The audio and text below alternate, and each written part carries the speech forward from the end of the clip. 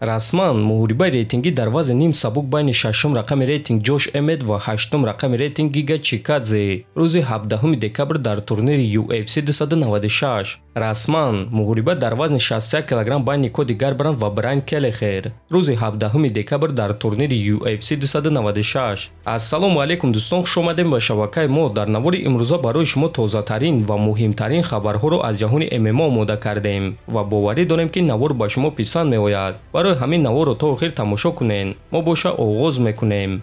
доруҳое ки айни замон шумо дида истодаен доруҳои гиёҳии босифат аз ширкати шифофармо мебошад ки шумо имконият доред ки ҳамаи ин доруҳоро бо нархи арзон дастрас кунед.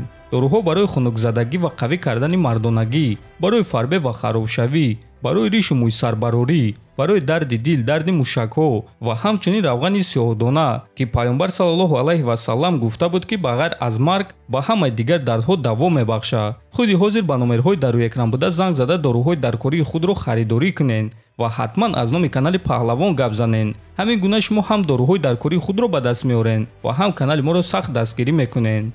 аллакай имрӯз пресс-конференсияи турнири UFC 294 баргузор мегардад ва мо албатта ки ин пресс-конференсияро тарҷума карда пешкаши шумо мекунем. барои ҳамин моро бо лайкҳои худ дастгирӣ кунед. ана худи турнири UFC 294 бошад рӯзи 21 октябр аз соати 17:00 ба вақти Москва ва 19:00 ба вақти душанбе оғоз мегардад. муҳорибаҳои асосии турнир бошад аз соати 21:00 ба вақти Москва ва 23:00 ба вақти душанбе оғоз мегардад. рӯзи турнир мо ҳамаи ссилкаҳои даркории ин турнирро дар телеграм-канали худ мегузорем. барои ҳамин худи ҳозир даромада дар телеграм-канали мо Паҳлавон TG обуна шавен. ссилкаи телеграм дар описания ва дар якум комментария закрепидшуда. варзигари бебохти тоҷик Нурулло Алиев оиди омодагиҳои худ ва оиди рақибаш фикрашро баён кард. биён суханҳои ӯро гӯш мекунем. ҳама медонанд ки лоиқ бо ӯ ҷангид, аммо рости гап лоиқ осеб дошт. агар ки ӯ 100% тайёр мебуд пас ғолиб мешуд. ҳама боварӣ доштанд ки лоиқ ӯро ба осонӣ шикаст медиҳад агар ки осеб намедошт, лекин дар насиб ҳамин будааст. ман алҳамдулилло ки дар формаи хуб қарор дорам. вазни ман хуб аст, омода шуда истодаам. оиди мухлисони худ гуфтанем ки дар дурӣ низ дастгирии онҳоро ҳис карда истодаам.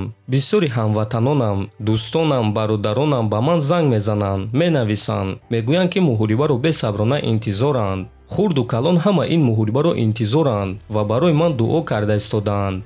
иншааллоҳ аз мо кори вазнин, натиҷа дар дасти Аллоҳ, гуфтааст Алиев. хотиррасон мекунем ки муҳориба байни Нурулло Алиев ва Матеуш Ребецкий аллакай рӯзи 11 ноябр дар турнири UFC 295 дар Нью-Йорк баргузор мегардад ва мо албатта ки ба Нурулло омодагиҳои хуби беосеб ва ғалабаи дурахшон орзумандем.